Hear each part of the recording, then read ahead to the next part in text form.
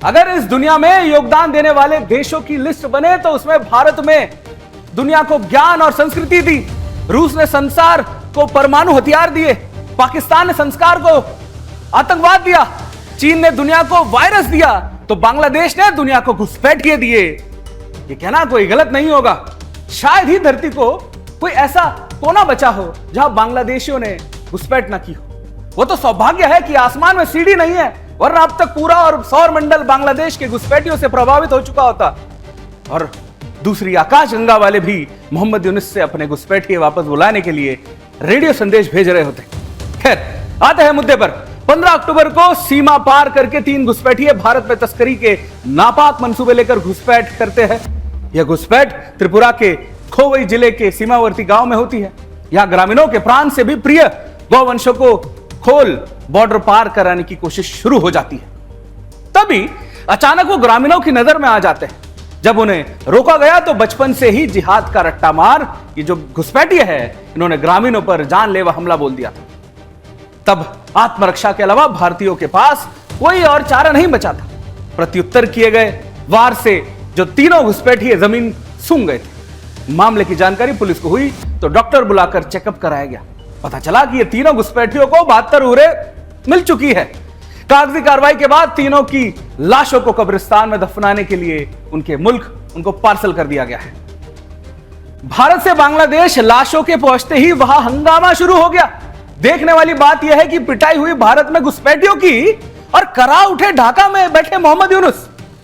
उसका विदेश मंत्रालय ट्वीट पर ट्वीट लिख रहा है लगातार। मानवाधिकार से लेकर ऐसी कोई दुहाई नहीं बची होगी जो उसने दी हो। हालांकि बांग्लादेश के मुंह से मानवाधिकार की बातें सुनना ठीक वैसा ही है जैसे मियां खलीफा का ब्रह्मचार्य पर ज्ञान देना। दुनिया गवाह है कि कैसे बांग्लादेश में एक एक करके एक एक शहर, गांव और प्रदेश में चुन चुन के हिंदुओं की कत्लेआम किया जाता है।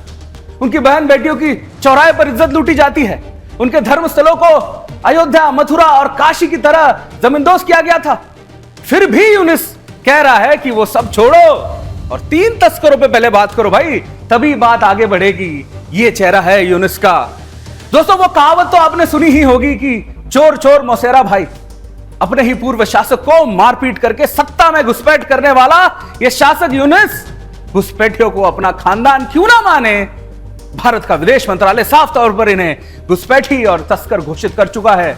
हमारी संस्कृति भी रही है कि यदि शरणार्थी बनकर आओगे तो दिल खोलकर स्वागत करेंगे, लेकिन अगर तस्करी और आपराधिक मंसूबों को लेकर सीमा पार की बॉर्डर के अंदर आए तो अंजाम कुत्ते की मौत मारे जाओगे। कश्मीर के आतंकियों और 2 फुटे जो चीनी फौजियों से पूछ लेना एक बार।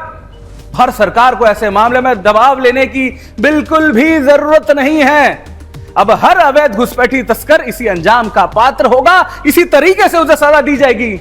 हमारे नागरिकों की सुरक्षा इन परिजनों के जीवनों से कहीं ज्यादा है। ये जो बाहर से लोग आए इनसे कहीं ज्यादा है। इसी शो के माध्यम से हम यूनुस से कहते हैं कि हमारे 3 लाख से अधिक हिंदुओं की खून के पहले हिसाब किताब कर लो, तब आगे कोई बात होगी। और तुम्हारे लिए एक सलाह है बेटा यूनुस, घुसपैठियों के साथ साथ अपनी भी चिंता करो, क्योंकि कभी भी तुम्हारे देश के शेख हसीना के समर्थक उठ खड़े होंगे और तब तुम इन्हीं तस्करों की तरह भागकर त्रिपुरा के किसी गांव में पनाह मांगोगे। बांग्लादेश में जिहादियों ने यूनुस सरकार के आते ही हिंदुओं को चुन चुनकर निशाना बनाया और अब बांग्लादेश में नाम मात्र के हिंदू बचे हैं, वो भी डर के साए में।